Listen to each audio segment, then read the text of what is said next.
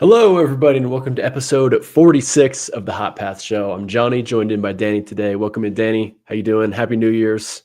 Yeah, I mean it's been 3 weeks or 4 weeks. It's almost a month now since the last hot bath. It actually was a little bit over a month. This is the last one. It was Yeah. December 13th. So Oh my God, damn! it's been a little while. We had it's an been a while. It's been extended good. Christmas break. Yeah. A lot of time to do some fun programming and yeah. It's been Yeah, good. that's what I was going to ask you about. Did you get any time to work on any exciting little side projects or anything like that? Well, yeah, I had some time to work on like two different ones. Initially, I wanted to make like a puzzle platformer, like a Portal-esque MC Escher style game. Ooh, Especially because it's like ray tracing is fun and it ray does tracing is portals fun. extremely well. Yeah. Like normally, if you're just like doing portal effects, it's like one camera trying to render another camera trying to render another camera trying, and it quickly gets very recursive. Whereas like ray tracing can just like sort of shoot the ray and do the right thing, and so you can have like in number, and it's really cool. And so I made that effect, and then I sort of lost interest after having made the effect.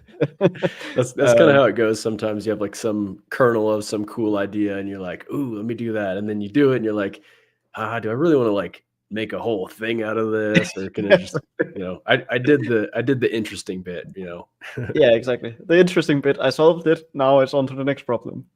Nice. It's also very clear that I am an engineer at heart when I do that. And so that was all with Unity, I'm assuming? Yeah, that was with Unity, which was interesting because I've never used the ray tracing shaders inside of Unity. Yeah, how'd that go for you? Well, it was a learning experience, that's for sure, because it's not like there's not a nice tooling for it. There is a ray trace shader asset, but also Rider does some really nice highlighting normally if you're using Shader Lab or like you're just writing normal shader code. Sure, It has like HLS support, so you can like write code nicely. It does not have that for ray tracing at all, so there's no nice hints. There's no nothing. You're going back to the old school, which was fine. That was not the problem. But there are so many, there's no real resources on it. So the only resource I found was from one of my coworkers who sent me his repository as a sample, and I got to read through that, and that was nice, and that helped. There you go. It's nice to have connections at Unity for that kind of thing, right? Yeah. But most people don't. But I mean, all of his repositories are public, so it's fully. I should probably show the repositories later. It's pretty nice. But in any case, that was like one project I did, and the other project I was I ended up playing mobile games, which I haven't done in years and years and years. Okay. Initially, it was just like some Netflix games, but then I think one of them had an ad, or maybe I saw an ad online somewhere for another game. And mobile game ads are all terrible in their own right. But I ended up playing one of them, and then I got like hooked on like, oh, but then that game had a bunch of ads, and then some of those games also looked interesting, and so I played some of those, and those I ended up playing a lot of different ones, Just and I went got down the annoyed whole by all. chain. Yeah, exactly, and I got annoyed by all of them because they all are riddled with ads. Oh yeah. And so what's this? You said there's a Netflix game, so it's just like through the Netflix app that you're kind of like playing all these. So Netflix, if you have a Netflix subscription, you get free games from that. You actually get some pretty good games as well. You get I know Braid is in there.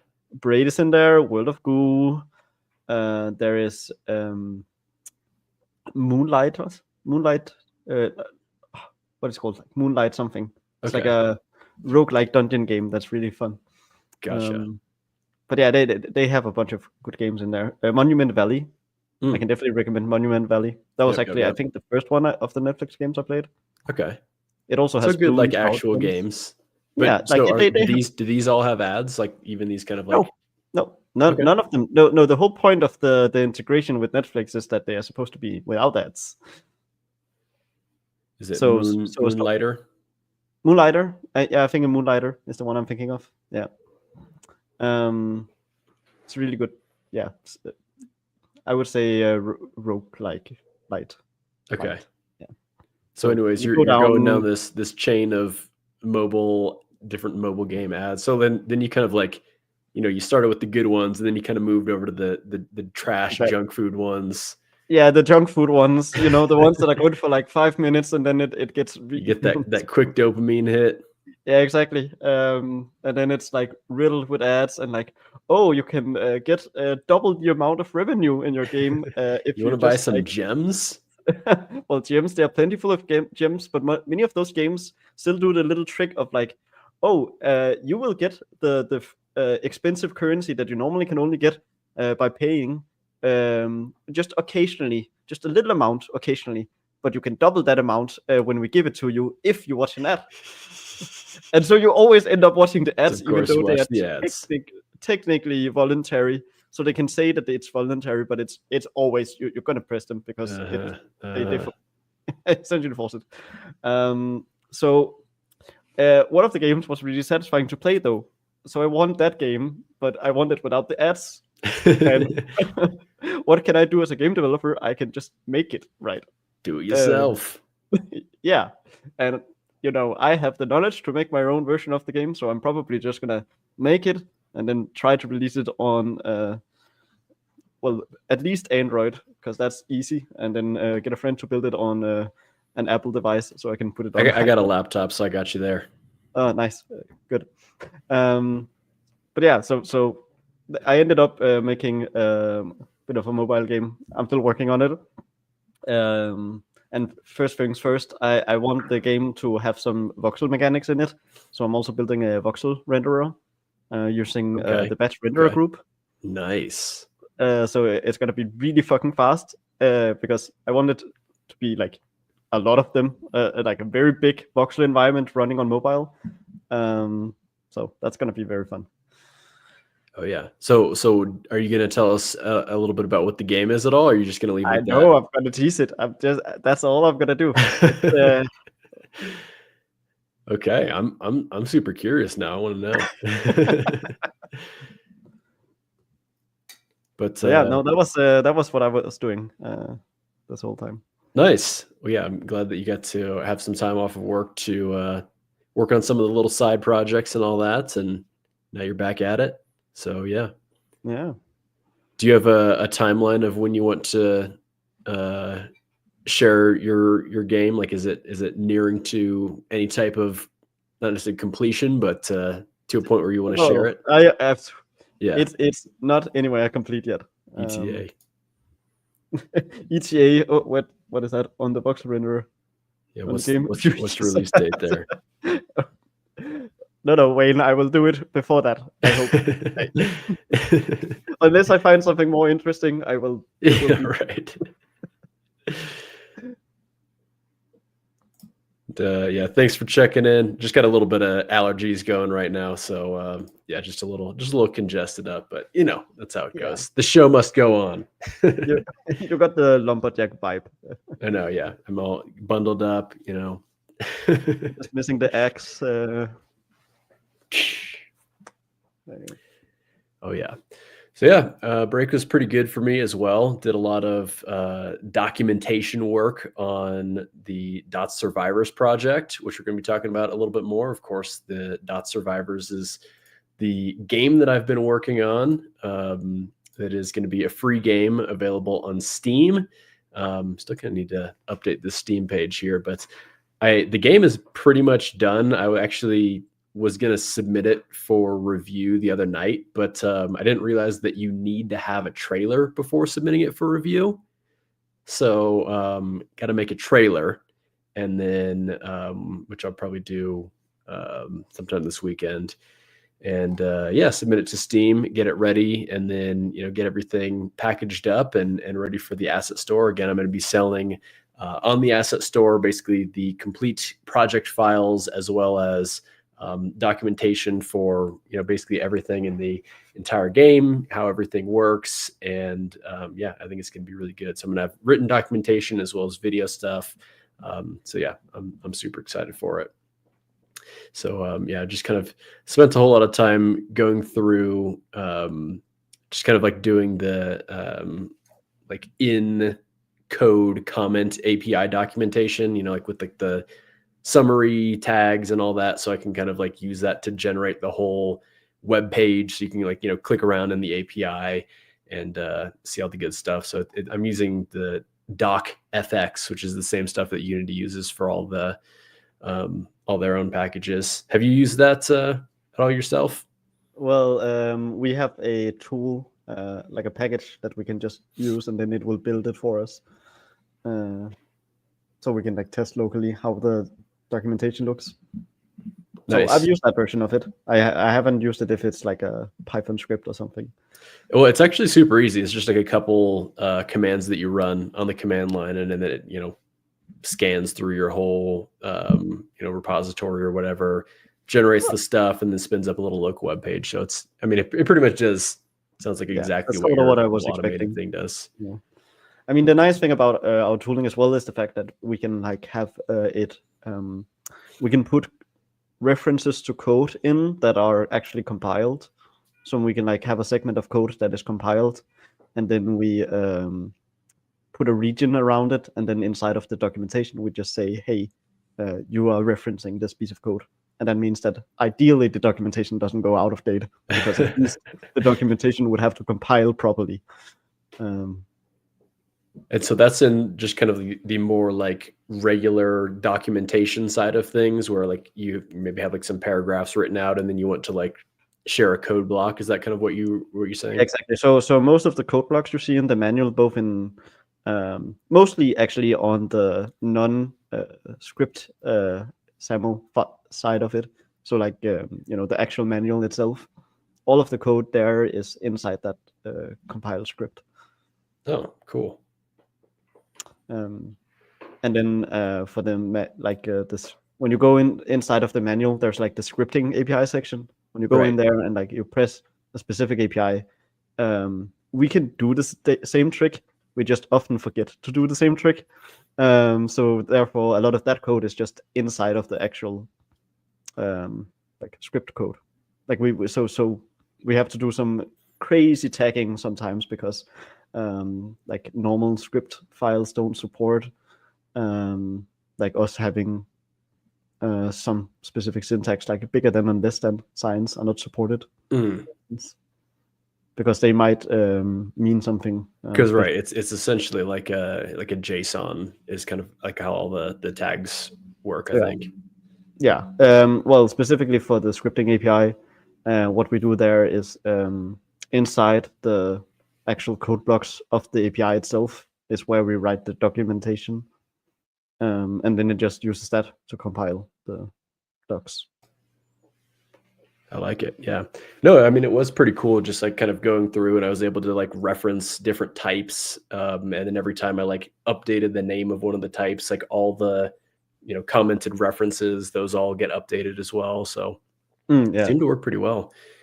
And I think there's a lot of good info in all that stuff. So again, excited to have you all get your hands on that very, very soon.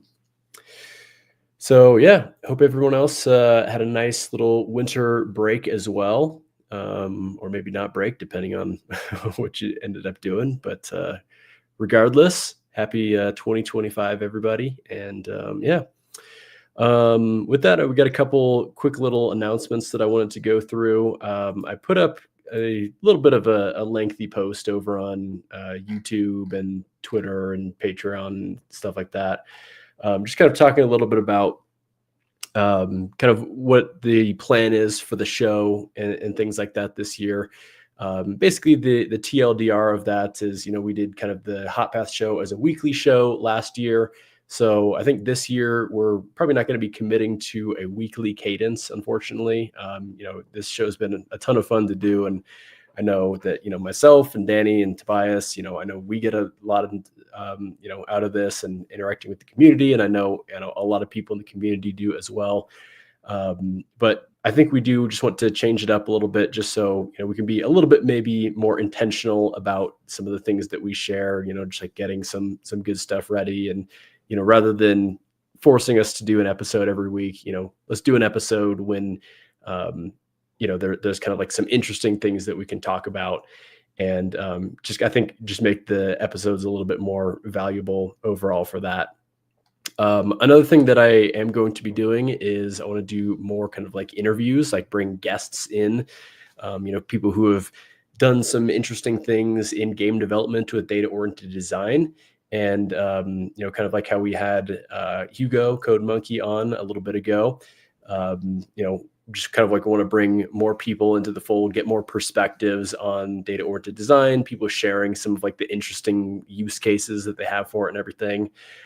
So with that, I am happy to announce our next guest is going to be on next week.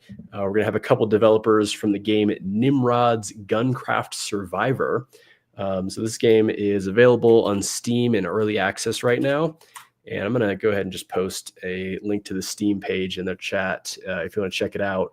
But it is kind of a Survivors type game. I think the kind of like unique thing about this one is there's like a lot of modifications that you can do to the guns.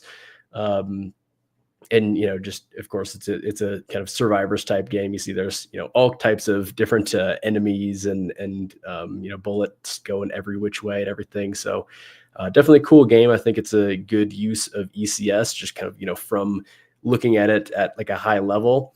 And I know that I think some of the developers had shared some things over on Discord about saying that they actually ported this game over to Steam Deck, and it runs perfectly well on Steam Deck, no problems at all. So yeah, we're going to be having them on it next week, talking a little bit about just their game and everything like that. So I'm very much excited to that. And if you do, of course, anyone has any suggestions for any other developers that they that might be interesting guests as well, feel free to share them somehow. So yeah, Danny, how does that all sound to you? I mean, I'm excited to see it, especially because it's so different. Because normally on the show we get other people who do a similar thing as us, like Code Monkey, for instance, is already streaming on YouTube and everything, whereas these guys normally wouldn't get their show. Right. Yeah. So it's cool to see some people who have shipped a game and kind of like talk a little bit about some of the trials and tribulations and things like that. And again, that's kind of like what I want to do with the .survivors project as well, is just kind of like have an example of a finished game that is a complete game available on Steam. And of course, not everything under the hood is going to be perfect. There's going to be some weird workarounds that we have to do in weird situations. And so I think it's interesting to, kind of learn about those. And I think, the more that we talk about these, we can kind of, start the discussion for, other different ways that people might kind of approach some of these different problems too. So a lot of interesting stuff. And very much looking forward to doing more of the interview type things as well. So I guess with that, maybe we can kind of start getting into some code stuff here. Let's go ahead and I got to do this and it's been a while since I've clicked all these buttons here to share the screen and all. All right. So here's the game, .survivors. Just go ahead and mute this here. So just kind of wanted to get into the game real quick, remind people about what's going on, and we can share. I think this cool little title screen here. I think there's some fun little Easter eggs in here. I know I shared this with you and Tobias a couple weeks ago. Character select screen, have some fun little kind of Easter eggs in here. So for the characters, we have myself, Tobias, Mark Rutan, of course. Daxo. Oh, I'm a paid option. your paid option. Nice. You can unlock gems for $9.99. No. This is all like in-game currency, of course. So it actually starts, everyone except myself is locked by default here. I see. And then there you go. Paid is better. Danny not paid enough. Yeah, we'll just like make Danny like $11 million or something. Yes. But yeah, so of course, not only do we have the three main hosts here, but we also have the pets of the hosts. So there's Hazel, which is my family's dog, Felix, which is Tobias's dog, and you say Senna? Senna, she's right here. Oh yeah, there she is. Which is, of course, is Danny's lovely cat who likes to play around on the keyboard from time to time. Yeah. Yep.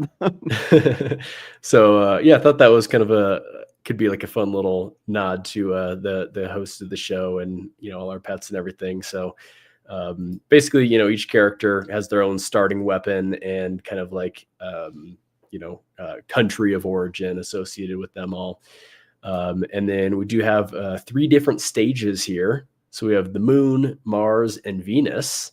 So there's some exciting gameplay Damn. variety there. And then so yeah, we can just kind of get into this, and I'll just show you a quick little bit of the gameplay. I mean, it's pretty much exactly Vampire Survivors. So we spawn into the moon level, and with this basic attack, we can just kind of start shooting out. And as we destroy all the aliens, then we collect gems and level up, and then we can get different attacks and different passive abilities as well. So we got a total of 12 different attacks, 12 passive abilities. So a lot of cool stuff. So yes, we do actually have the whip in here. It is an oxygen hose. So I kind of of course. I kind of took a lot of the different attacks in Vampire Survivors, and I kind of made them all like space themed. Like what are like all the different tools that some of the different astronauts might have and everything like that. Danny, I think you might like your starting weapon here. Oh. We'll unlock you for $100 here. Do you see what it is here? Oh. Nice. So it's we get a little wrench, and it kind of does that little boomerang action. So you throw it out, and then it goes back the other direction that it came. I call it the OMG wrench. So a little nod to the Omni wrench from Ratchet and Clank, of course. Yes. The only thing better would have been Sly Cane. Yeah, true. But that's maybe a little too recognizable as IP material there. Yeah. So actually, so when you unlock the OMG wrench, the description is throws a large non-ratchet wrench. Yes. But yeah, so that's just a little sneak preview of the game. I'm so happy with it. It's at the point where it's kind of been fun to play for a little while, and yeah, I enjoy it quite a bit. So yeah, anyways, we can kind of talk. I just have like some random things that I wanted to bring up in the project, and kind of the main thing that I did want to talk about is kind of the entity interaction system, which is a lot of kind of what the game is based off of.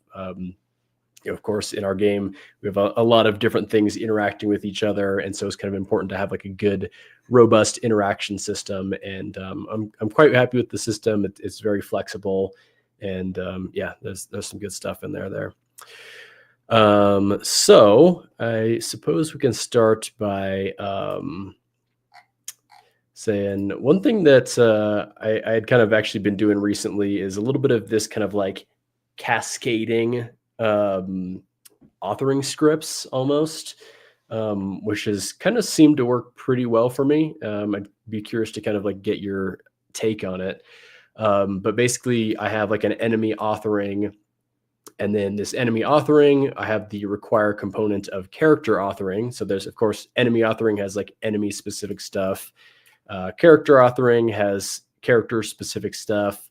And then, I have damageable entity and then even destructible entity on that. So I do end up getting like pretty granular, and we kind of have like these like multiple layers of kind of like cascading require components. So, on the enemy, we put that enemy authoring on there, and then it gives, it automatically adds on all the required components.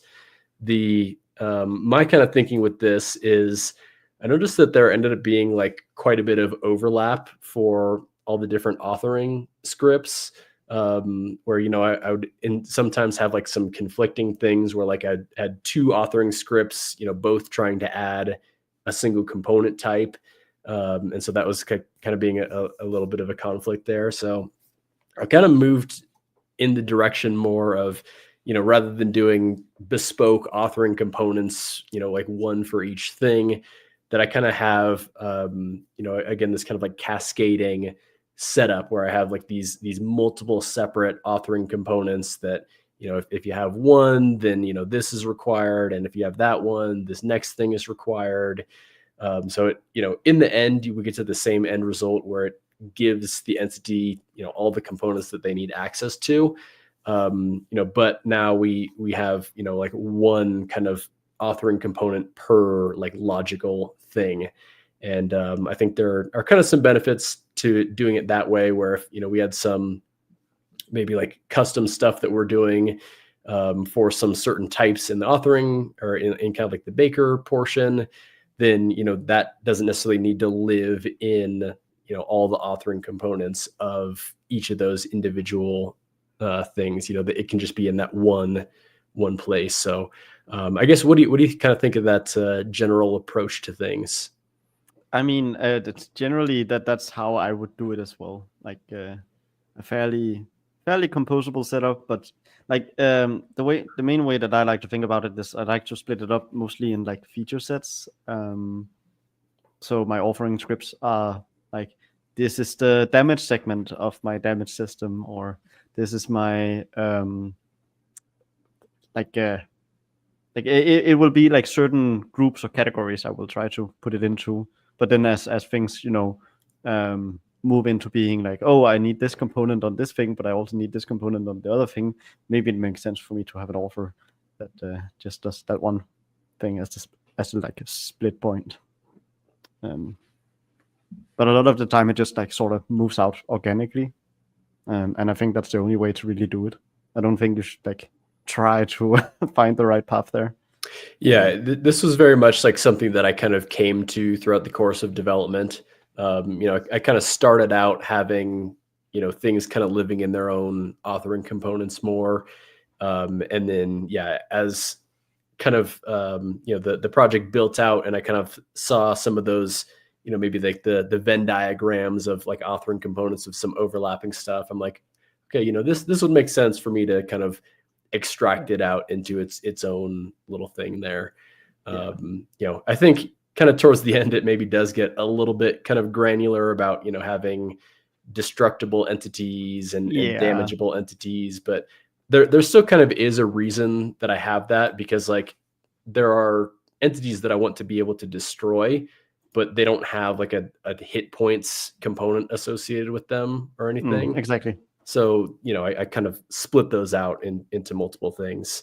I mean, and it also is mostly about like how are the people designing the game liking to, offer the different objects, because like the other way to do it with an authoring script is fairly easy, because for instance, you could have a Boolean on your authoring component, and that Boolean says whether or not to add a component. And I actually do have an example of that just so people can see.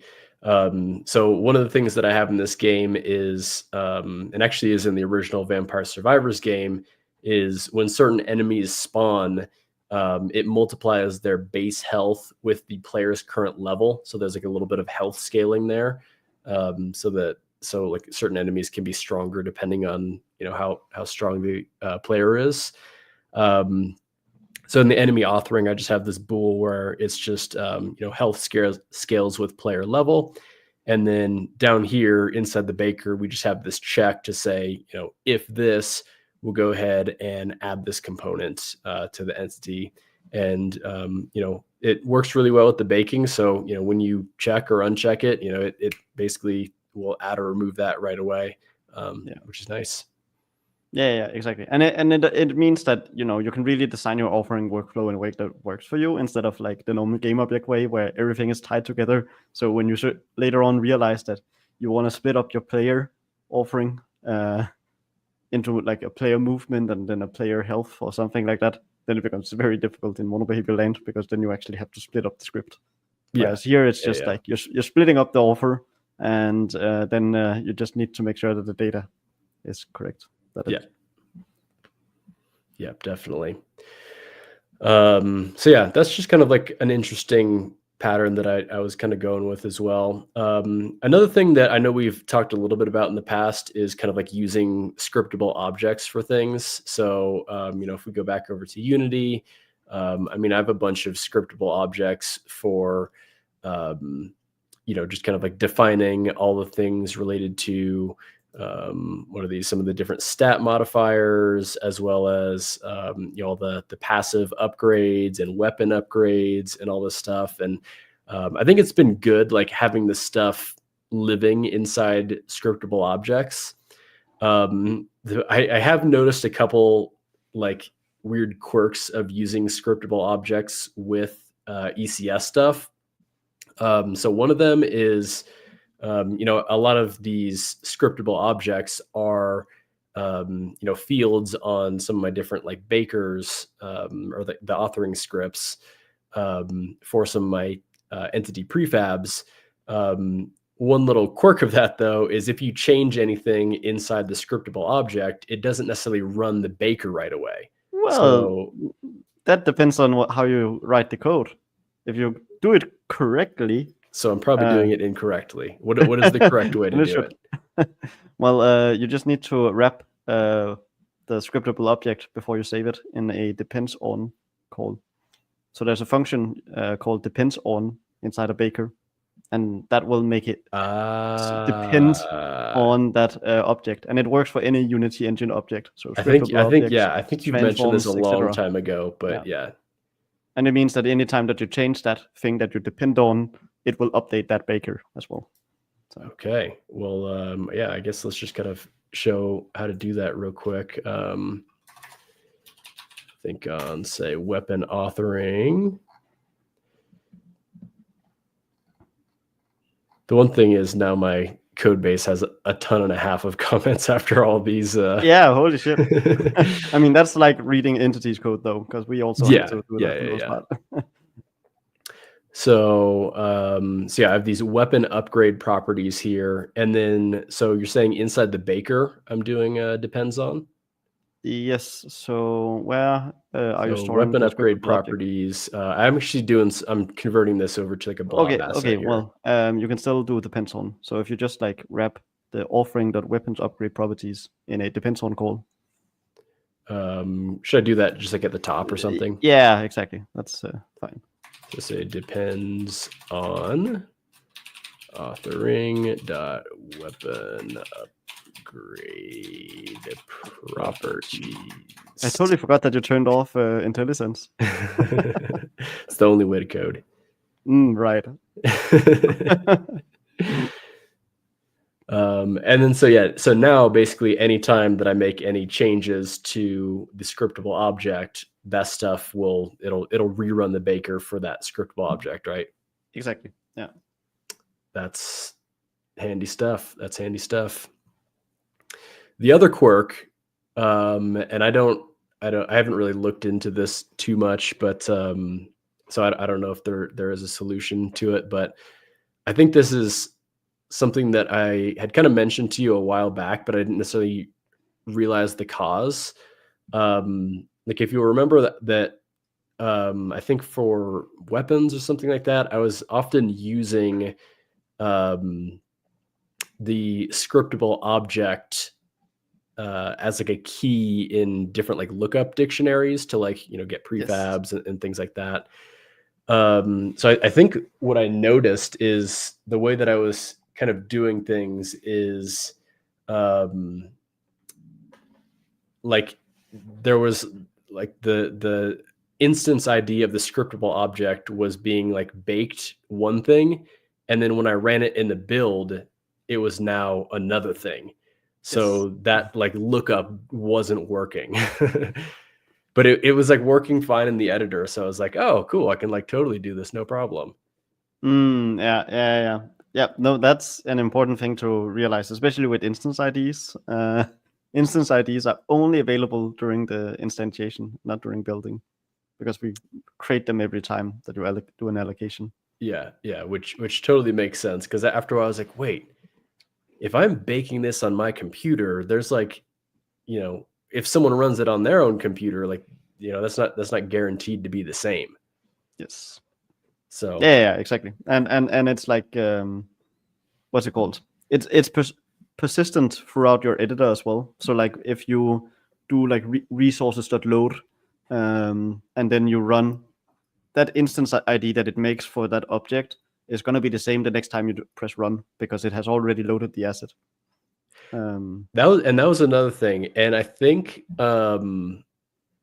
that I was maybe doing something every once in a while that would like cause that instance ID to still change. I don't remember exactly what I was doing, but maybe would it happen like if I make changes to the scriptable object type at all? 1 second. My cat is being a little annoying. Okay. There you go. Yeah. Okay. So what did you say? So I think there were some times where I have a hunch that the scriptable object's instance ID was changing. And like, if I made any like changes to the scriptable object, like class file at all, would that update the instance ID, do you think? Well, it depends on whether or not it needs to do a reload, like a full refresh, re-import of the asset. If it doesn't need to do a re-import of the asset, then it should keep the instance ID, because what it does in the engine is like it will unregister the item as soon as you like, for instance, do a domain reload, then it unregister it, and then it will just like re-register it after. And that's also the case if it like goes to unload an asset. So even if your Unity engine object is no longer present at all, and like completely unregistered, it will still try to re-register it with the same instance ID when it tries to reallocate it when you get the Unity engine object back. So you should get the same instance IDs, generally speaking. Yeah, that's kind of what I was noticing. Like, it normally would work fine, but so here's how I was using it is I was actually using, again, the scriptable objects as a key to look up to see if I had a particular character or stage unlocked. So that was kind of like I was using that for kind of some persistent data. And then what I was noticing is, maybe I did something or whatever where that instance ID for that scriptable object changed. And now when I look that up, then it's like, oh, you haven't unlocked that yet. So then it shows as locked. Interesting. So I'm like, all right, you know what? I'm going to get rid of this and we're going to use bit flags. Yes. I mean, what can also happen is if you like do a scriptable object instantiation, then it will also change. Or for instance, if you're using entities and it's like a Unity object ref or a companion game object, then it would also change the instance ID every single time. Because it like reloads the assets fully. But yeah, I don't know about the particular situation because I haven't seen it. But just looking at some of these questions here. So from Wayne Games, how would you go about turning a scriptable object into a blob asset using the custom hash for the blob to avoid building the same blob multiple times? Now inside of Baker, can't you just do add blob asset? Oh yeah, exactly. So it's just, I think the problem that he's describing is mostly in baking systems. That's the problem, because inside of a baker, it will just eradicate the previous one and make sure you get a new one. So that should be a non-issue. Yeah, but of course, if you're doing it inside of a baking system, then you need to make sure that you eradicate any previous one that you might have had. Yeah. So I goodness, I don't know where I'm going to be able to find this off the top of my head, but I am doing this. Let me see if I can just click around with some of these scriptable objects and see if it'll jog my memory about where I'm using this. But there is a way inside the systems where you can look to see, like, you can use the scriptable object, like instance ID hash, basically, to see if a blob asset already exists for that. Bonus items, character, spawn waves, maybe spawn waves.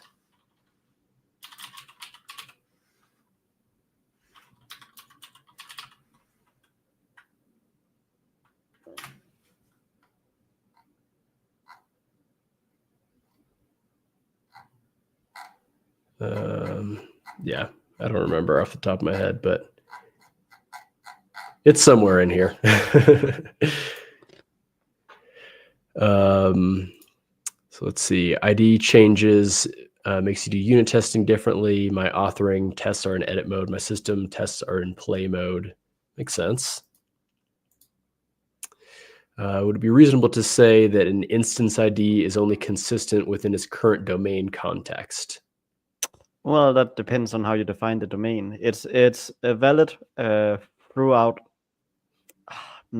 It sort of depends on the object, because like at runtime, if you create an object at runtime, it's only going to be valid at that point. But if you were to load an asset, let's say, asset loading will always try to reuse the same instant ID if it's the load of the same asset. So even if you run play mode, you load an asset, and that asset's instance ID would be the same as if you were to then later on, when you exit play mode and you enter play mode again, that instance ID would then be the same, even though it had to like remove the object entirely. Right. So it sort of depends on the context at which it happens. Like, for instance, also if you have a scene, and inside that scene, like just like a normal Unity setup with the scene you currently have open, when you enter play mode, it's not like that instance ID changes. Also, as soon as you do a domain reload, for instance, that instance ID will still persist across all the objects in your scene, even though a domain reload happened. So it's more like it's persistent for whatever owns the lifetime of it. And so for assets, the thing that owns the lifetime would be the Unity editor itself. And for scenes, it would be things inside the scene. It would be the scene itself. So anything inside the scene would be consistent object ID wise for as long as that scene is loaded, but not more than that. If that's a lot of nuance to that. Yeah. So it looks like Wayne clarifying here. No, but in the Baker, if you have multiple entities that reference the same scriptable object, you will do all the blob builder logic before adding the blob. You can avoid it by checking the hash before building the blob if the hash is custom and depends on the asset or instance ID.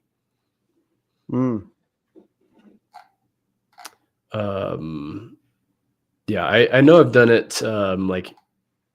Actually, we can pull up the Unity documentation here, because I know they do kind of show some examples of this. I'm not sure if this is exactly what you're referring to here, but so yeah, for blob assets, then yeah, there's register blob asset with a Baker. This is just kind of showing, I believe where is it? Oh, add blob asset. Yeah. And then, it returns a hash, but you can do custom deduplication here where you create your own hash and then, so what you do is you say, try get blob asset reference, you pass in that custom hash that you created, and then it will either return that blob asset reference if that exists. If it doesn't exist, then it goes through the blob building process, and then you get your blob asset reference, and then you can add your component. And so you can actually also do this in a system with the blob asset store type, which is, I think, what I had used at one portion of my code there. Interesting. So yeah, blobs. Do you know what blob stands for? Well, I think the term for what it stands for came after, from what I recall. So it's binary large object. Yeah. But I think it was like not a word initially, and then it became a word. So like people started using the word blob for it before they found out. Oh, interesting. What it stood for. I guess I didn't know the history of that. Yeah, no, I think that's it. I remember that blew Tobias's mind a couple months ago when I told him that blob stood for binary large object. Yeah, he's just thinking it's like a blobfish. Like yeah, he's just like, oh, it's just some, whatever, some random concept. Yeah. Is there a way to move an entity from one world to another, keeping its components? Obviously, ID would change. Yes, there is. I don't remember the exact API of it, but do you remember by chance? Yeah, it's entity manager. There's like an entity manager copy to world or copy to world. Yeah, something like that. Copy, and there's also a move version. I can, by the way, not recommend using any of those because they are extremely slow. If you can do anything else, do anything else. They are so bad. They are horrible. We will fix it. But oh my god, those are terrible. Like if you go and look at how they're implemented, they're terrible. Like they are implemented in a way that doesn't really know about the entity component system. It's written like as if a user would have written it, not knowing how the entity store works. It's okay. It hurts. It has like 5 different jobs. It schedules, from what I recall, and it like puts things in like 3 different native arrays back and forth, and does like remapping. It's a horrible mess. But you didn't hear that from me. No, this is just between me and you, right? Yeah. Our little secret. Yeah. I think we even deprecated some of them. It's probably one of these things that had like been in there since the like very first release of ECS and like hadn't changed since, right? What? Do you think this is probably one of those things that's like been in there since the very first release of ECS and just hasn't changed? Well, not the first release, but it's been there for a while. It was I would say it's probably implemented like half a year before I joined. Okay. So it's not that long, but it's pretty long. Yeah. Yeah. I know I had the only time I had really used this and when I was like trying to mess around with like world serialization, like you copy a bunch of entities over to a world and then like serialize that whole world kind of thing. I didn't really do any like deep performance testing on it because it wasn't like, something that I was like doing, frequently at runtime kind of thing. Right. But yeah. Yeah. I guess in theory, you could probably move entities from like between like client and server worlds too, right? Yes. Yeah. I don't know. Yeah. And but that would be weird. But yeah, why would you also like what like if you that could be like a dedicated server, that wouldn't really work because then the server wouldn't be on the same machine. It's not on the same machine. Yeah. Yeah, exactly.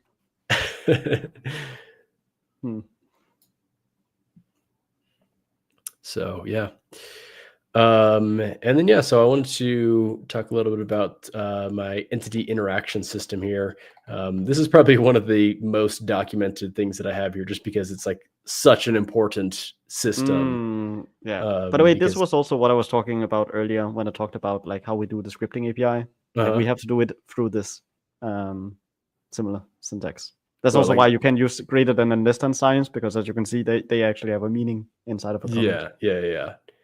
Like you do the whole C ref stuff. Yeah, exactly. So if you like look at the definition of iJob entity, it has the full code for an iJob entity inside of the iJob entity. I kind of want to do that. Let's go to enemy, move to player job, get iJob entity. So where are you saying to look? Did we? What now? I could have sworn it would have been there. Like Try right looking at entities for each, maybe. Entities for each? Yep. I'd have to type a new one of those out. I don't have an entities for each in my game. Could do this sure here.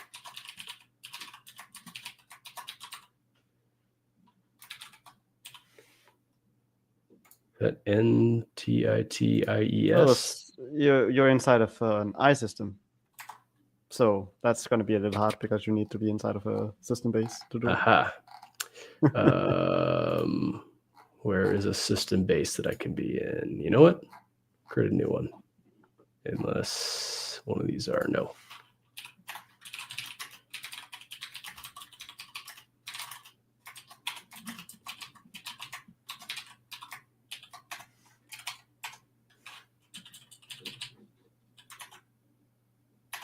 Also, I can map.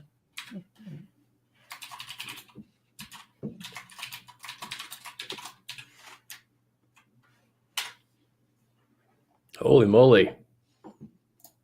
Yeah. Let's see. Actually, I need to go into the scripting manual to find just any part that actually has code in it. I don't know why this part doesn't have code in it. Been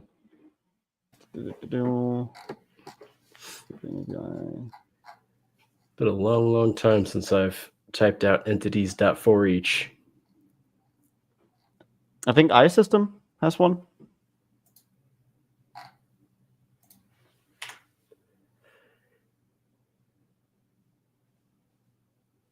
What else to do?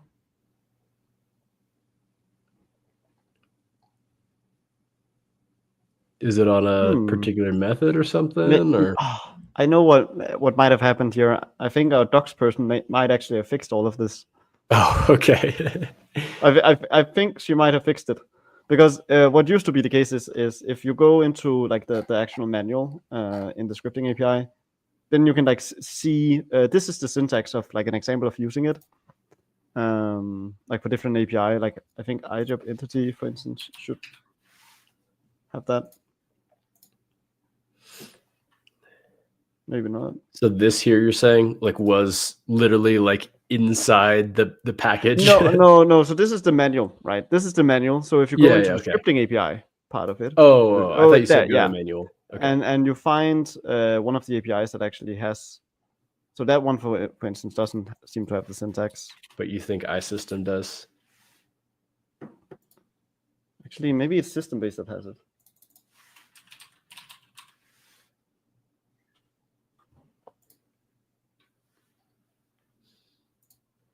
Oop. Oh, no, that was something in that one. An entity Systems query? remarks. Yeah, exactly. That whole code. Try to what API is it saying? This is system base. Yeah, okay. So look at the documentation for system base.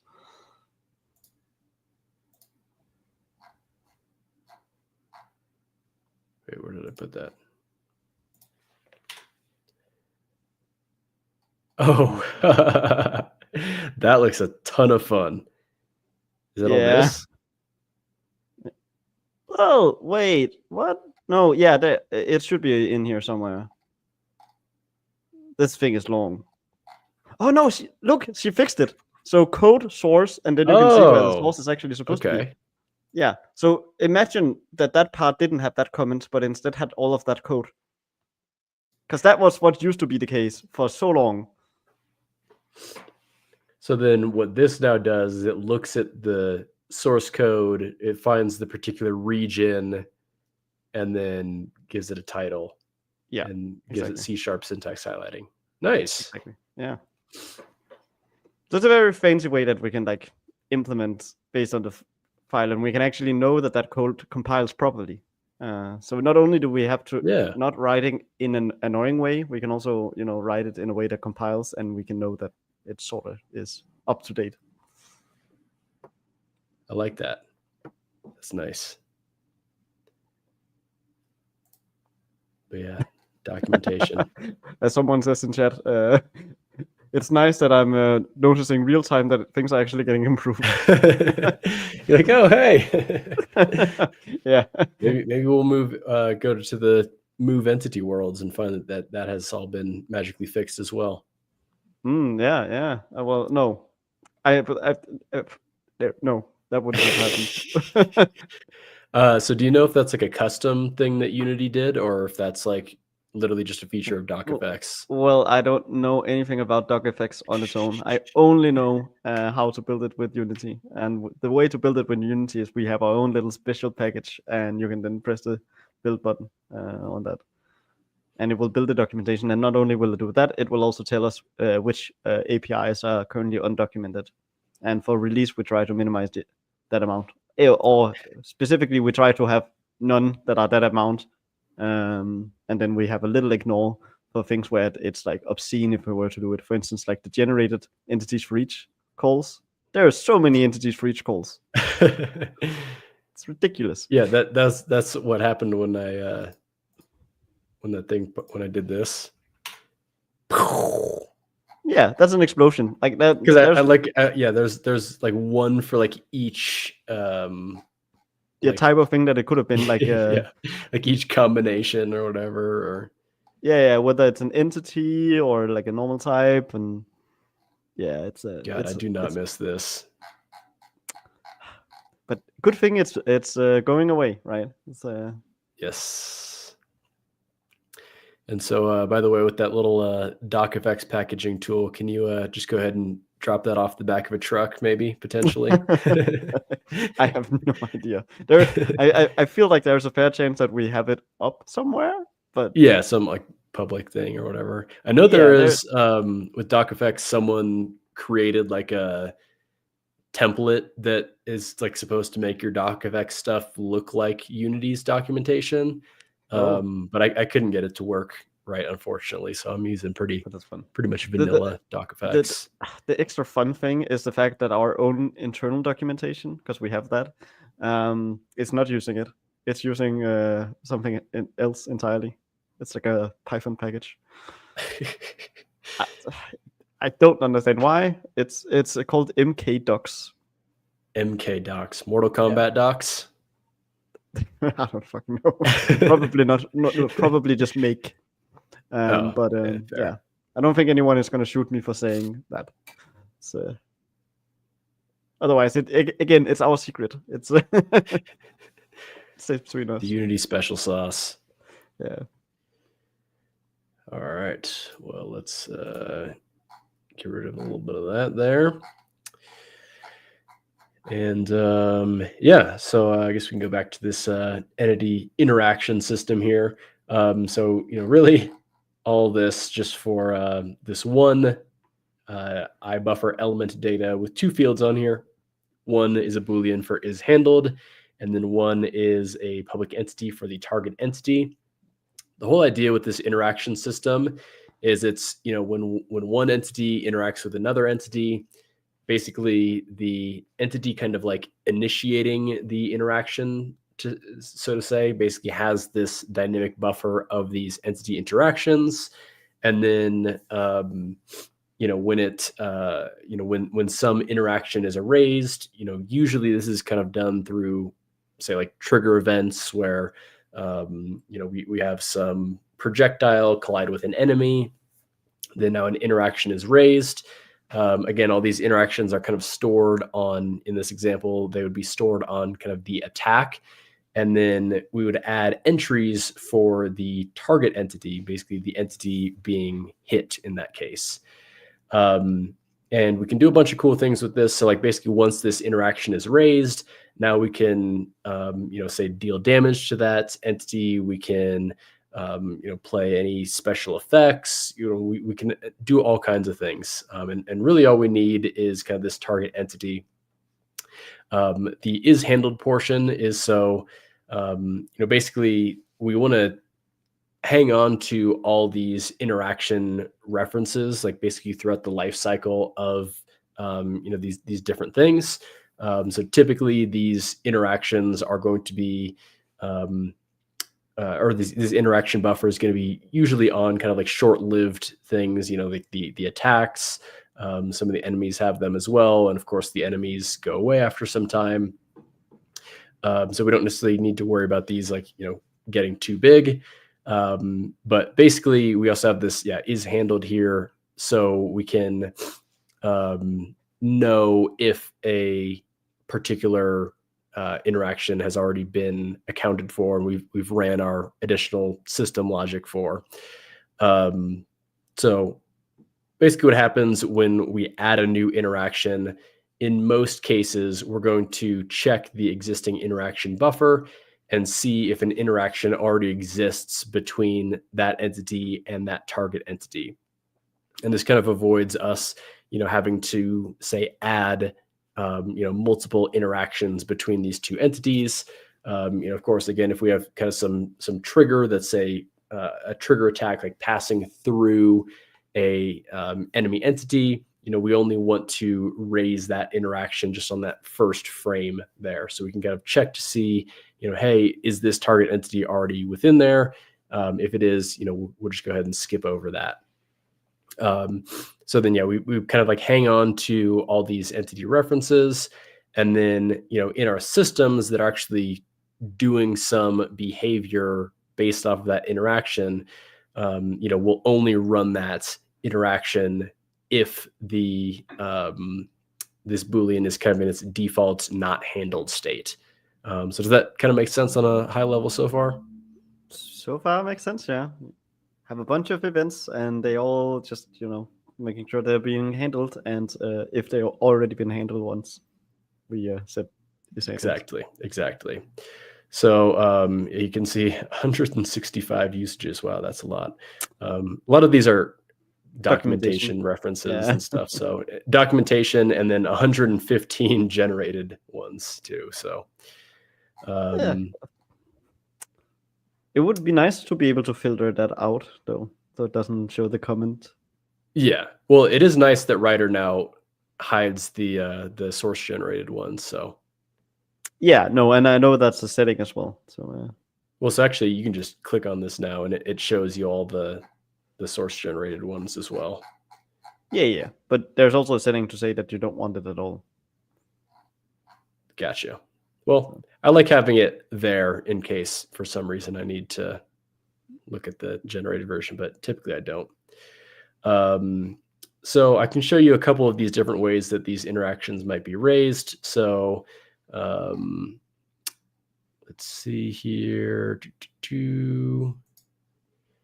So this detect capability trigger job. So this is just kind of a regular trigger event, and then we look to see which entity is which kind of thing. And then what we can do is we can get that interaction buffer. Again, we just look through that interaction buffer. If that entity already exists in there, we can just return out of the job. Otherwise, we'll just add a new entry for this entity interaction, setting that is handled to default of false, and then setting what our target entity is. So pretty simple like that. And actually, another way that's kind of slightly different is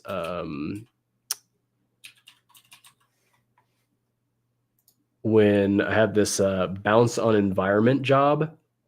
The idea is like I have some attacks like the jetpack attack, which if it goes and it hits like an environment object, then we want it to kind of like bounce off of that. So this also kind of uses the interaction system as well. The only difference is this time around we don't look through the existing buffer, and that's because we want the behavior to be so that anytime a jetpack hits any environment object, whether it hit it already or not, we want it to bounce off of it. So we can we still have that flexibility to like, we're not locked into, always checking through that entity buffer. So like in this case, it's slightly different. Again, we just always add the interaction. And then, to kind of show you just on this, this would be kind of one of the cases where we kind of handle this bounce on environment. So basically we look through the interaction buffer, and the way that this really works is, we have a bunch of these different separate systems that, again, query for the interaction buffer. But we have, additional components. So, if an entity has a bounce on environment tag components, then, we just go ahead and run the logic for bouncing it off the environment there. And then so you can see what we do is, loop through these. And then the first thing that we always want to do is we can check that entity interaction dot is handled.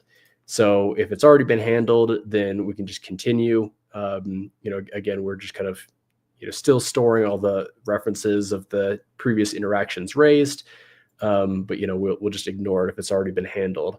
And then in this case, then we just kind of like do some additional logic to essentially bounce the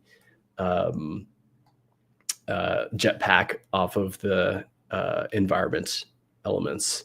So does that kind of make sense about, actually handling these interactions and kind of doing some interesting things with them?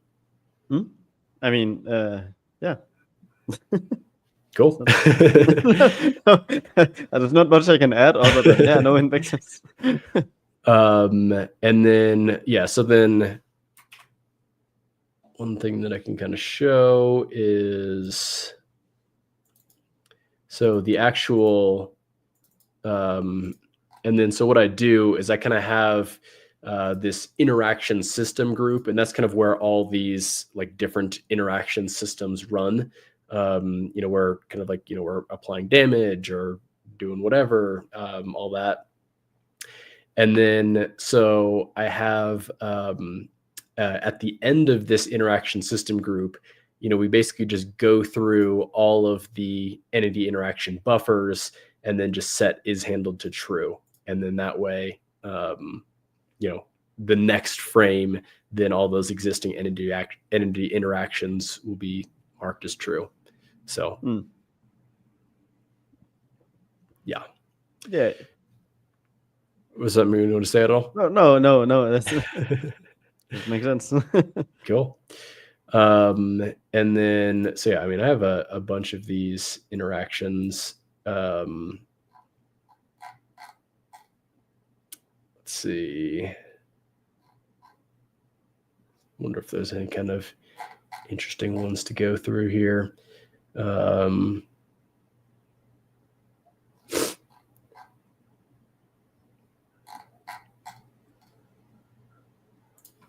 Well, and let's see.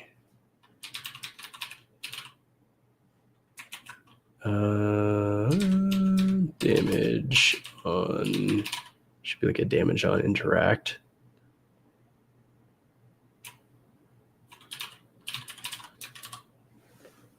Knockback, destroy self, deal hit points. There we go. So in this case, it's a data component where we can actually store a value of how many hit points to deal on that interaction.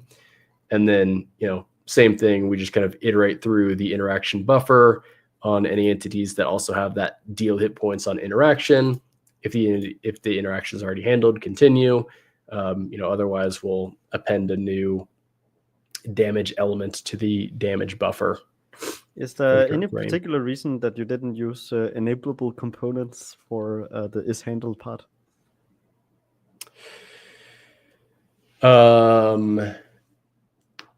Can you have like an enableable dynamic actually, buffer? That makes no sense. No, you're right. Because you can only do it on the, you can have it on buffers, but you can't really say, hey, this individual item on the buffer is. Right. So you can still have a enableable dynamic buffer is what you're saying?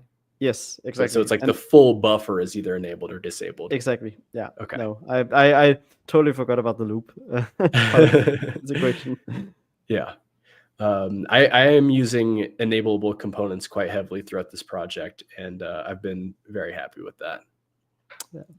Because I mean, they are, pretty efficient if you think about it. Like in most cases, either the enableable components is like always going to be false or always going to be true, and then it's only in those like small cases where, if it's if there's like a couple entities that have the enable component like opposite of default, that it can see at the chunk level that there's one entity that kind of matches that, and then can handle that appropriately.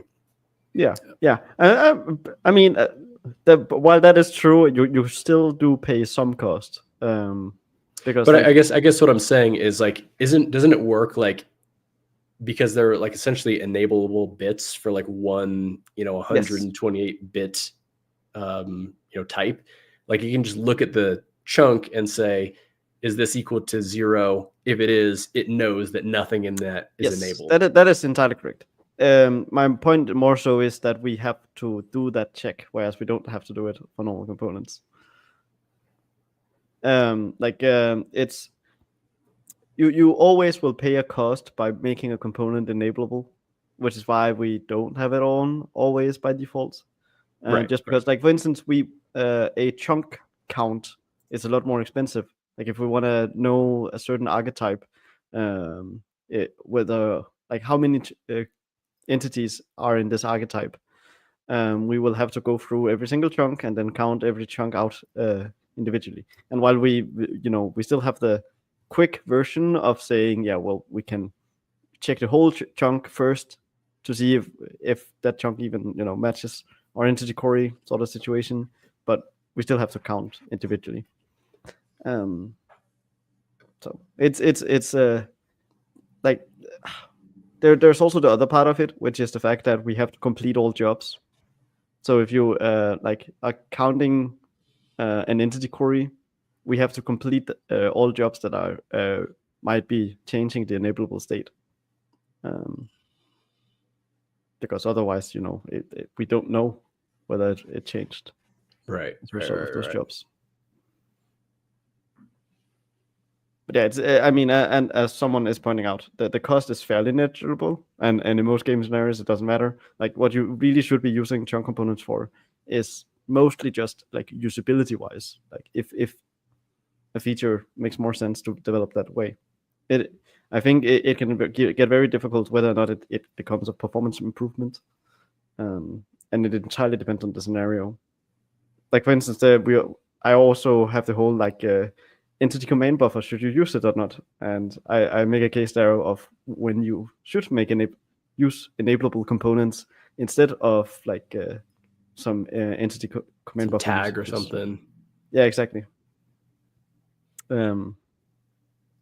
Yeah, and also like for destruction, like it's way cheaper to have an is alive tag component and then destroy all of those based on that, because then you can do chunk based destruction. Exactly what I'm doing here. Well, actually, so I should have the destructible entity authoring. So you have the destroy entity flag. I have destroy entity flag, false by default kind of thing, but same thing that what you're saying there. Exactly. But yeah, so again, this is kind of one of the reasons why I wanted to have a little bit more granularity in some of these authoring components where, because I was adding this destroy entity flag to like pretty much everything, like pretty much all the other authoring components. And then I would always need to remember to do set component enabled destroy entity flag to false. Yeah. And so I guess also is if it's doing that kind of like, well, I guess it just kind of like depends on the query that you're running, right? Where, again, if it's checking an enableable component at the high level, like it can see, is this whole, enableable bits 0, then it knows nothing is enabled. But then I guess if you're also querying for, looking for something disabled, then I suppose it would do like the max value. Like it could compare against the max value. And then if it's not that, then it knows at least one of those is disabled. Does that make sense? Yeah, I can't remember how we implemented. I know we like for a lot of the query stuff we just use Bloom filters. They're called Bloom filters. Yeah. I don't know if I'm familiar. Nor am I. Because I wasn't the one. I wasn't the one implementing it. It was someone else. But Bloom filters are a quicker way of doing all of the filtering that we're doing in entities. I mean, it sounds like something that you would like have in like Photoshop or like some, some like post-processing thing. Yeah, exactly. Because Bloom is that's what Bloom is. But no, a Bloom filter is something else. So yeah. In computing, a Bloom filter is a space-efficient probabilistic data structure conceived by Burton Howard Bloom in 1970. Yet again, just showing how the geniuses back in like the 70s are still have so much relevant stuff to today's computer science. Yes. Yeah. But yeah.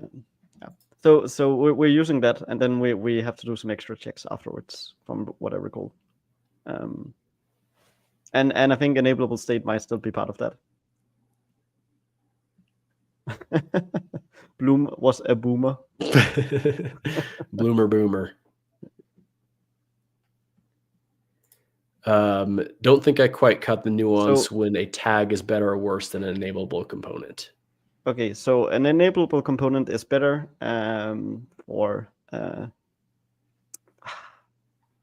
it's sort of difficult to explain, other than like enableable components can be really good at making things cheaper performance-wise when it comes to destruction, just because you need to do less structural changes in order to change the enableable state here, and also because you can then just change your filter and then run a query to do the destruction, because the enableable state will tell you that query instead of having to loop over and manually check some flag or yeah. I think in general, like tags are kind of good for like longer lasting, like, you typically are going to like set a tag on an entity, and like that tag is just you can kind of assume that tag is going to stay with the entity throughout its entire life cycle. Exactly. Whereas enableable components, these are things that, could potentially frequently change, or they might be changing on a large number of entities. Again, kind of like we're saying with like a destruction thing, if we wanted to like destroy a bunch of entities at once, we wouldn't want to apply tags to all of those. We can just kind of set the enableable bit on that case.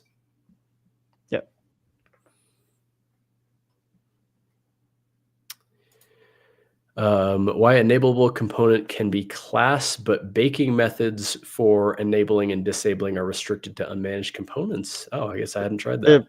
Because the person who wrote the enableable disableable didn't know that. And that's a common theme, by the way, for managed components. I don't know if you've noticed how fragmented that API is. There's a reason that I had to make managed API for system API, just to make sure that, okay, I at least know that I'm covering every case that is possible, but I also have tested it out. As for the like main API, it's really hard to get right. So that I think it was just not known. It's similar if you look at they just didn't consider the case. You mean? Yeah, exactly. It's we have a similar case with system handle. We don't have a buffer support for system handle. Oh, interesting. Yeah. Why is that? Just again, didn't consider the case, probably. Didn't consider the case. Huh. And cases like that does slip by every now and again, especially when you like the one of the difficulties of making something like entities is obviously the combinatorial setup of it all. We have so many different types of components. We have so many ways to query them. We have so many ways to create an entity. We have a lot of ways to like, and if you just add something as simple as a system handle. Now all of those APIs theoretically should now have a system handle version of it.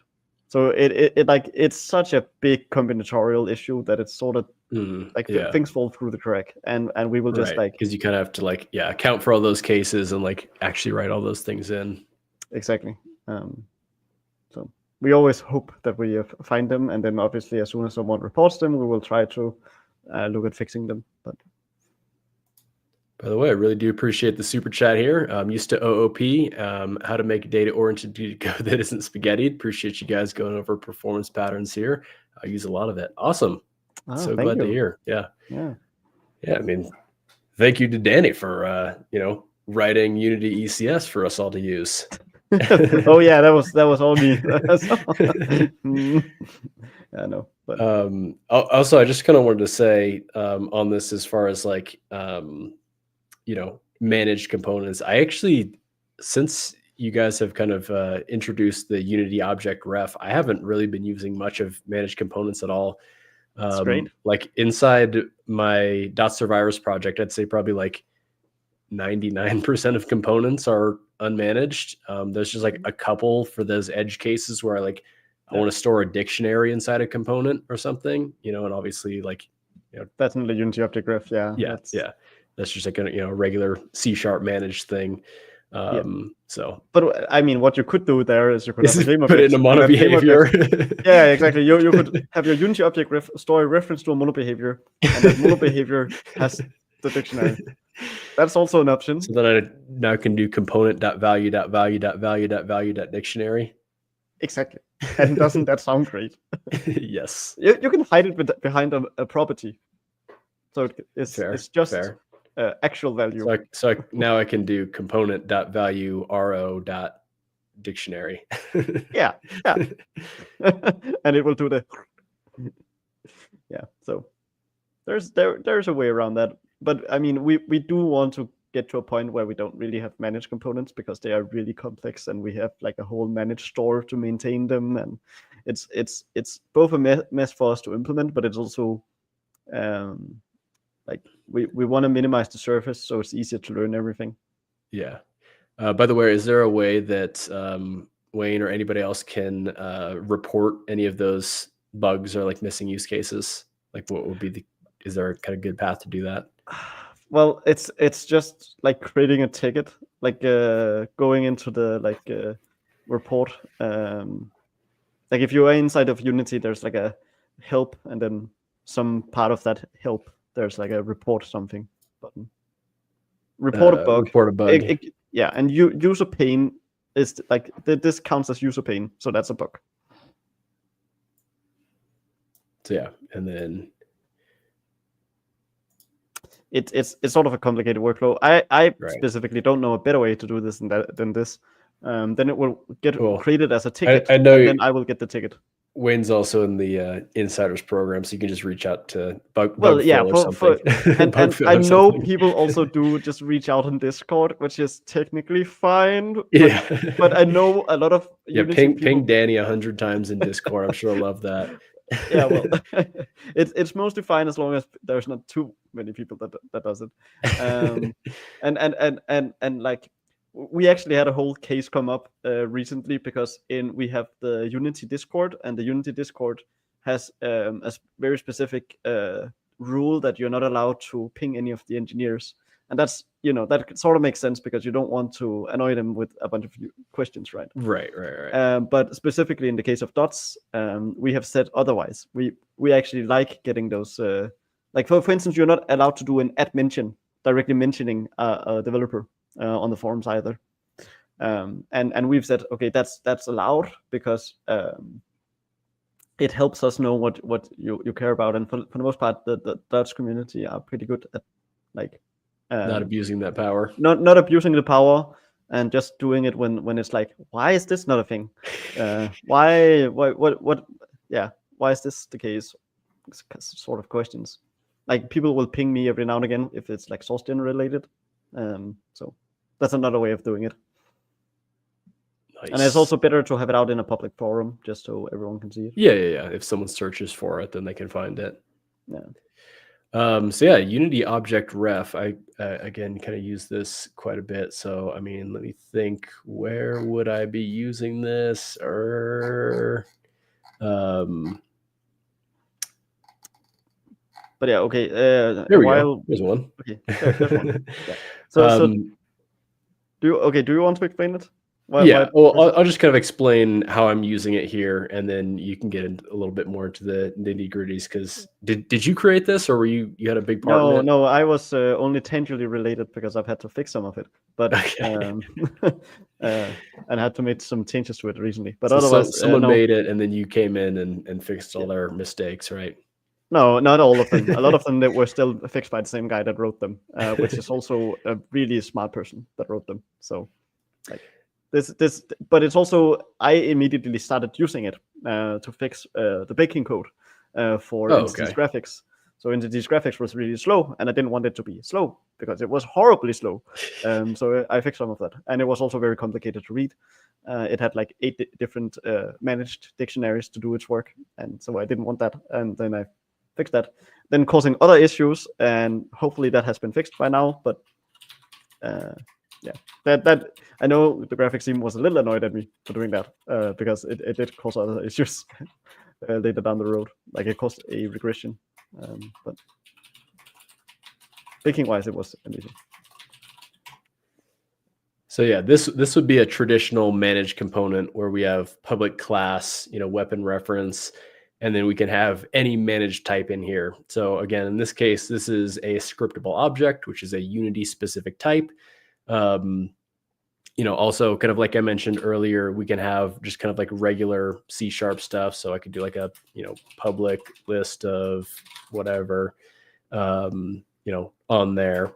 And then, so the difference with Unity Object Ref is now we can do a public struct of whatever type, and then we just have the Unity Object Ref, and then so rather than directly storing a reference to it, we kind of have this Unity Object Ref, which basically acts as a pointer to whichever type. Again, in this case, it's the scriptable object.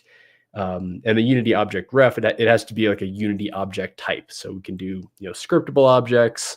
We can also do any mono behaviors. So if you want to have some, I don't know, maybe UI script that you're calling some methods on, you can do that.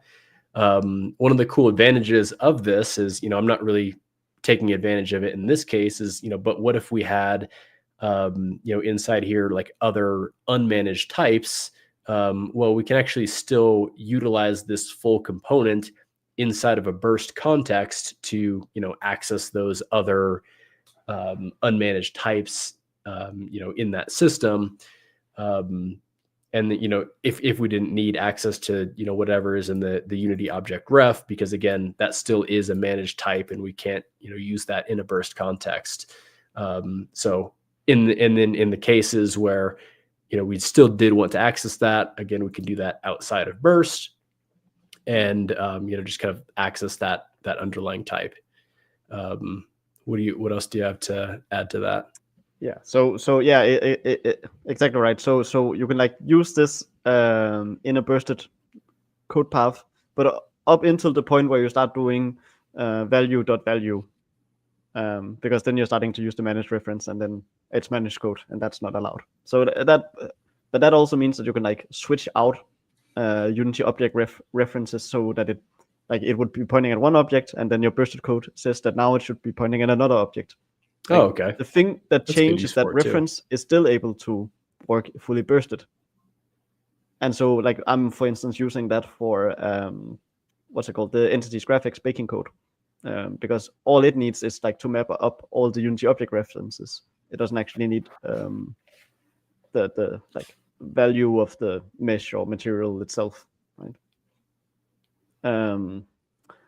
Also, another thing that it replaces here, and a big part of what managed components could do, is they can serialize down the managed component data, right? So like when you have a weapon upgrade properties reference in your weapon ref managed component, as we're seeing here, If that was pointing to a game object, then once you're serializing, we will also serialize down that game object, right? And so you still would want to be able to do that. And with Unity Object Ref, we are making sure that you serialize that down, so that it gets like reinstantiated as soon as you open up the editor or open up a build, for instance. Yeah. So for the most part, it does replace it. The one case that is a little annoying is if you say you wanted to use a managed list. That one is a little harder, just because you would have to put it on a game object or monobehavior or something first, and then you would be able to do it. Yeah. And so yeah, Unity Object Ref, like the Unity Object Ref type is technically burstable because that is an unmanaged component, but then obviously, the underlying type, whenever you access that, that's not burstable still. Yeah, and we can actually just like quickly show that as well, because like if you look at the type definition of Unity Object Ref, it's defined as a untyped Unity Object Ref. And if you go inside of there, before you go in, can you guess what the untyped Unity Object Ref is? What would that be storing? Wait. Oh, untyped Unity Object Ref? Yeah.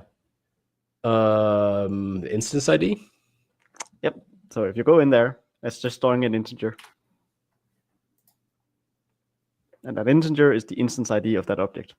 So when we earlier talked about on the show, like how long an instance ID is valid for, that's the same sort of scenario you are in here.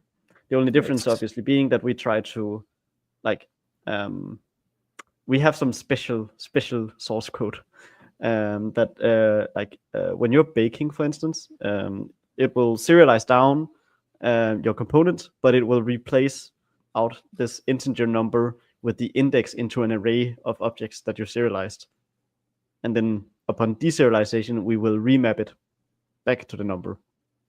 And that way we can sort of we can get around the fact that an instance ID is only valid for the duration of your runtime by saying, hey, we will just look at all the like Unity object references you have in your project, serialize that down, and get the list of all the things that you had pointed to, and then that's an array into that. So we deserialize. When we do deserialization, we deserialize all the objects that you had a reference to previously. So that's why it works. Love it. Wanted to hit this question here too. Creating a lot of entities in my ECS project. At any given time, I'll only see 100 at most at a time in camera view. What would be an efficient way to display labels over each one? So, I mean, pretty much we're still kind of limited to, what Unity offers. And that's really going to be kind of like world space UI. Is that kind of, what you'd think as well? I'm a little confused about the question. I think, and then also this has a little more context. The labels would display some information over the entities, like name, location, some other values. Like it just seems kind of like maybe some kind of like UI that would like sit above each of the entities. Yeah. But, so would you kind of use just like regular Unity, world space UI for that type of thing? Yeah, I know UI Toolkit does want to have the ability to do world space UI, and I think they've already hidden the ability inside of UI Toolkit. But yeah, it's I think the current game objects one is the easiest. The like world space UI approach is the easiest one to do that. Right. It's either that or coming up with your own sort of shader solution. Yeah, exactly. Like a texture. Right. So kind of what I have in my game here is the health bar. This is like a regular, Unity UI slider. And then, of course, as the health bar goes down, then, we can change that. And so the way that I have this set up is I'm using a cleanup component. So I think this would probably be character authoring. Yeah, so player world UI. So actually I'm using a couple Unity object refs here for the transform of the world UI canvas, just so we can, constantly update the position in relation to the entity. And of course having the slider so I can, set the health bar there. The thing with cleanup components is they're a little bit weird, especially with the like baking and prefab workflow. Like you can't bake a cleanup component onto an entity. So you kind of have to have, we kind of have to like load these objects at the beginning of runtime here. So anyways, I have some initialization system here somewhere that basically like spawns a new instance of this, and then assigns all the references.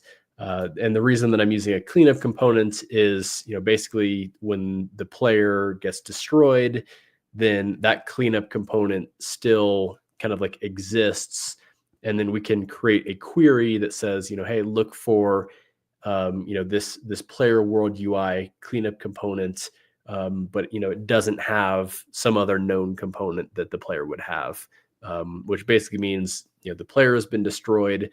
Let's run some additional logic. In this case, I'm just destroying that world UI. So basically, the player gets destroyed, the game object side gets destroyed. So it's kind of a way that we can sort of link the ECS and game object sides. Yeah. And I also do want to say that, like, for instance, with a health bar, I would probably, the most efficient way would just be to have like 2 quads and then like scale one of the quads down. Yeah. That's true. definitely the most efficient and almost easier approach, just because of how tedious it is to like match up a UI slider. Yeah, that's a good point. But I could probably obviously do that, there's not a lot of customization with a quad. Yeah. And I think for slider that that would work, but as people are pointing out, text just wouldn't. What do you mean? Like text, you need something like this. Because You could, a quad is very annoying to use. Like then you would have like a quad with one font and then like one letter. It looks like and one of the those like ransom notes where like people cut out all the exactly. different things from the magazines. You can make your own text render that way, but it's certainly not, at that point it's more difficult. Actually, there was one time where this was kind of really only applied to static text, where I had like was doing this client project where I had like thousands and thousands of nodes that all needed to have like a label above them. And then so what I did is like kind of when I spawned them, Text Mesh Pro basically gives you a way to sort of like in their API to like bake that down into a mesh. And then I was just basically using that mesh just kind of in place of the label, because obviously the labels weren't changing throughout the duration of the application. So some things you can do for that, but again, it sounds like with your use case, they're going to be changing over time. So you probably have to do some type of cleanup component as well. Yeah. And it's annoying to make your own text UI system. I've done that before. It's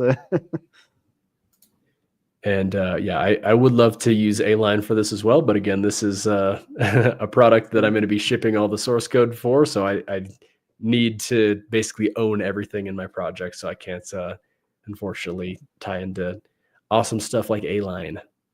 Yeah, I didn't even know that A-Line could do text. That's pretty cool.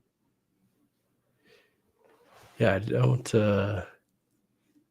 can't remember if I came across that or not, but yeah. I mean, Walter wrote that in chat. So yeah. I'm just getting caught up here. Let's see. Shout out Odin. Well, there's 2 good things about Odin: Odin the language and Odin the inspector.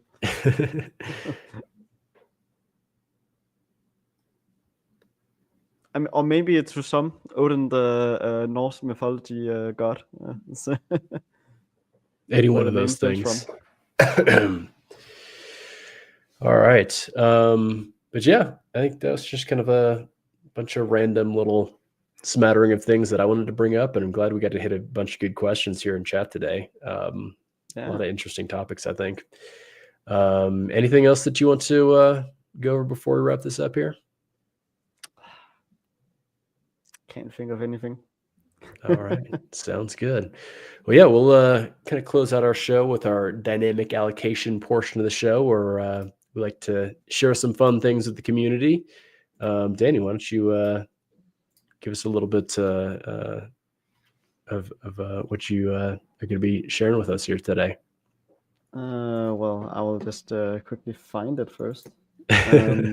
But so there's this guy on YouTube that I was mentioning like way back, like a long time ago. I feel like probably 9 months ago, since that was the last time this guy released a video. Oh my god, I have a cat in the way now. I cannot press my keyboard while it's. What was the person's name? I can look him up. No. I have him. I am ready to share my screen. Oh, okay, I just couldn't press the button. This is very. Xana. Yeah. No treats for you tonight. Exactly. Okay, there we go. I think I have it now. Yeah. So it's Matt Casey, and he does, as I mentioned earlier on this show, so it's been a while, so nobody probably remembers. This guy does a lot of like decompilation projects. He rewrote C#, but for Windows 95. Oh yeah, that was a good one. Yeah, that's a really good one. It's a long video. Cool. It's like almost an hour, but it's so interesting throughout, and it's entertaining. Yeah, it's really entertaining. It's also like it's a combination of entertaining and learning, and like you can also like as a programmer you can really like feel the like, relate to what he's doing. Like he has some of the things that he like had to do to get it to work is crazy. Yeah, I mean he had to use like two debuggers at the same time, like old school debuggers as well. Run through the code, like step by step throughout the entire iteration, and then only once he saw the code differ, that's when he knew that something was wrong on this side, and then he could like. Didn't it take like hours, like each time you wanted to do that to like get to that point? Yeah, I think he said it took like 4 days of just doing that to get it right, to figure out what was wrong. So that's really cool. So no, I just wanted to mention that he's now released a new video.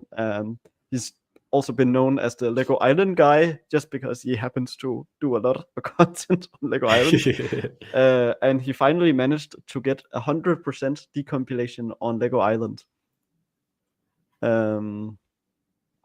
So I think, is it there? No. First line of the description. I'm not beating the Lego Island guy allegations with this one. Yeah. But yeah, so he must have a link somewhere down here. But he has done the entire decompilation of the game now. So it's like it's complete, which is a pretty big step for decompilation. There. Oh, wow. Oh, okay. Not 100. So 99.49. Wow. It's getting so close to 100%. Wow. Completion of a decompilation of Lego Island. That's wild. This is pretty wild.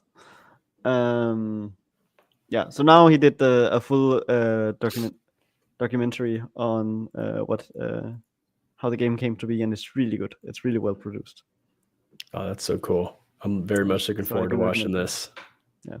And I can also quickly mention I did find the Git link to cool. To the ray tracing project. So if anyone wants to see how to do their own ray tracing code inside of Unity, they can use this sample. Drop it in the chat for the people. Yeah, because it's a really good sample. Like it's not a lot of code. So everything that is there has some sort of purpose. Oh wait, I'm doing it the wrong place right now. I will drop it after I'm done sharing. Okay. Yeah, and this is when I did my own text rendering. Wow. Yeah. Hello world.